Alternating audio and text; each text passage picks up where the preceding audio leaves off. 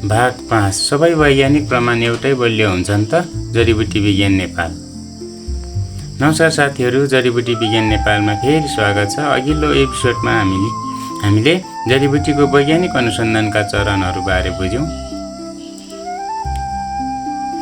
आज एउटा महत्त्वपूर्ण कुरा सिकौँ कि सबै वैज्ञानिक अनुसन्धानको प्रमाण एउटै बलियो हुन्छ?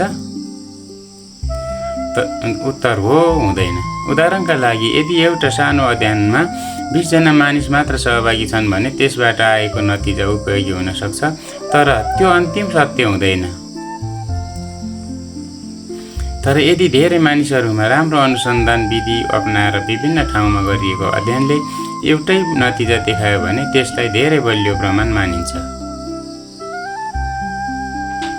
त्यसैले कुनै पनि जडीबुटीबारे सुन्दा केवल अनुसन्धानले प्रमाणित गर्यो भन्ने वाक्य सुनेर मात्र विश्वास गर्नु हुँदैन। बरु यी प्रश्न सोध्नुहोस्: अनुसन्धान मानिसमा गरिएको थियो कि थिएन? कतिजना सहभागी थिए? नतिजा अन्य अध्ययनहरूसँग पनि मिल्छ कि मिल्दैन?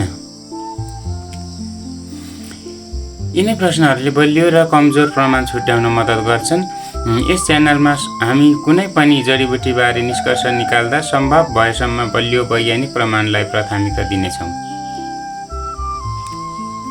अर्को एपिसोडमा हामी सिक्नेछौँ, नेचुरल भन्नाले सधैँ सुरक्षित हुन्छ भन्ने हो त?